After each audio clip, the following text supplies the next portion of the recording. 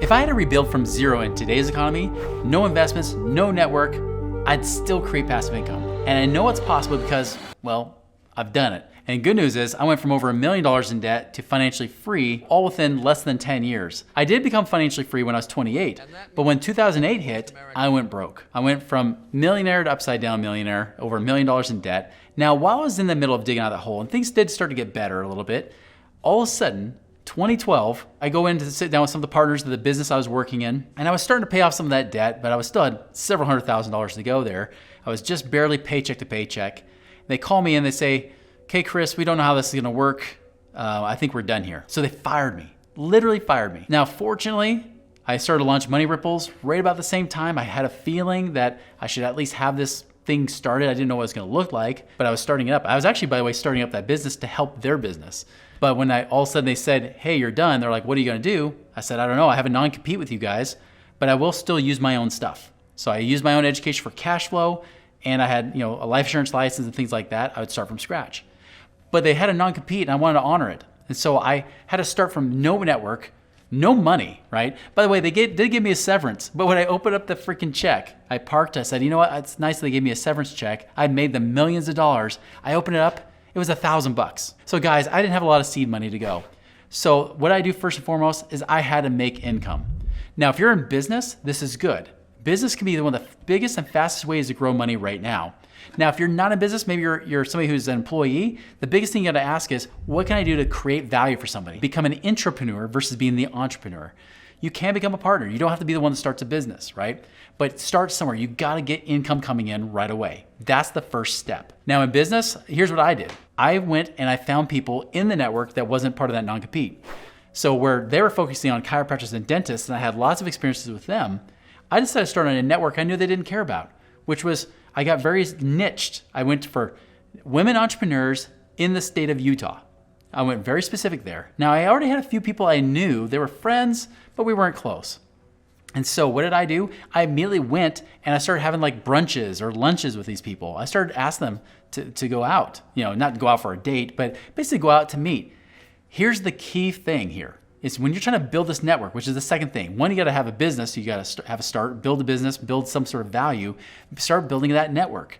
So I started building that network. These were people who were centers of influence within the women entrepreneur space. So I take them out. Now they were used to people always just trying to ask things of them. And so some of them were a little bit skeptical. But I just told them when they asked me, "Well, why do you wanna meet?" I was like, "You know what, honestly, I just want to get to know you better, see if there's some way I can serve you."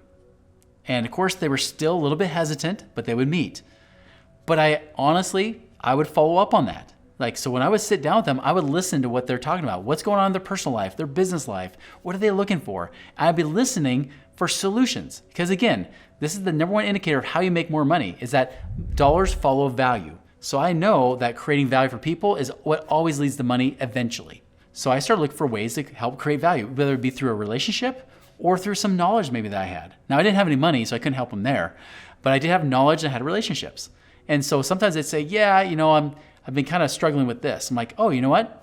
Actually, that's one of my expertise. I can help you with that. Here, think about doing this or this." I would give them some, little advice to work on. Or it might just be, "You know what? You're looking for that kind of relationship. I actually know so-and-so. Why don't you talk to them?" And so I just connect them. I wasn't really largely connected with a lot of relationships, but I would try to look for ways to serve them. Even if it was just, "You know what, I'm gonna do a Facebook post, a social media post, include them in it and tag them and say, 'This person's awesome, you should check them out.'" Even if it's just promoting them. And I did that several times to the point where eventually within a few months, everybody was talking about this Chris Miles guy and how cool he is, right? Because again, I was focused on serving them. Even when they asked me, "Well, what are you doing?" I'd say, "Yeah, I've got a company, Money Ripples. We help people, increase their cash flow, create financial freedom now." And they're like, "Oh, that's cool." But I'm like, "But back to you." I would still turn it back to them and control the conversation. That was gold eventually, not short term. I still had to go and do stuff short term to make money, but that started to lead to more and more relationships where I started having speaking engagements, other networking opportunities that came in to where all of a sudden, my first year, we broke over 100,000 a year with, again, no real money and, of course, no real relationships. I had to start from scratch.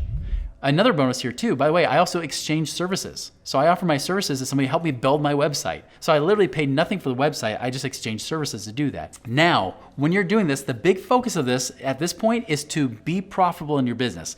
make sure you take money home. I know you're reinvesting money in your business a lot.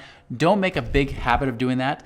Reinvesting money just means you're spending money in business. And that's okay to some extent, but you need to take money home. Trust me, your spouse will thank you for it. So your kids, I will tell you, one of the biggest things you can do in your business is to have a savings, not just in business, but at home.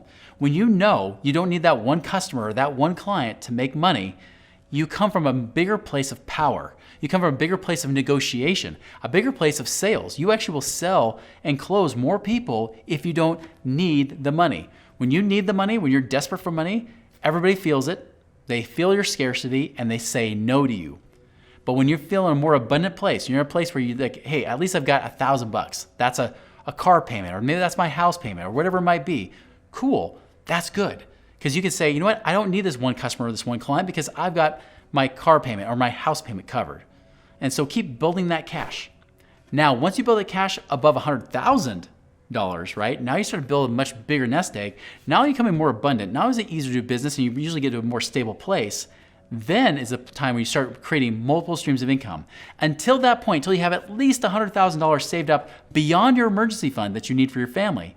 Once you have $100,000 saved up, don't even worry about passive income. Don't even worry about creating other streams of income. You just focus on your work or your business and you make that your number one investment that whole time.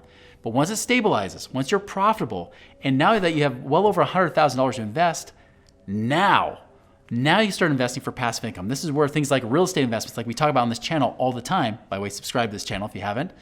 That's where you actually start to really build up and create multiple streams of passive income. This is when you can actually start to create more income streams and you can start to create an income avalanche where you start to take that income, that passive income, and reinvest that money over and over to where your passive income grows month after month, year after year, while you're also growing your business to create more financial freedom than most business owners ever experience in their entire lifetime. So fun fact, as you know, I started from worse than zero, right? I was able to dig back from that. I had to pay back a lot of debt while also doing it. And by the way, for myself, by the end of 2016, I had enough passive income. I had over $10,000 a month coming in that I was able to pay for my bills.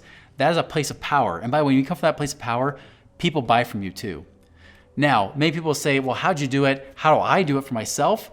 I'll tell you this. The best thing you do is go check out the link in our description below. If you want to have a conversation with our people on how to create that passive income, maybe you've got that 100 grand plus sitting around wondering what to do with it, schedule a conversation with our people today.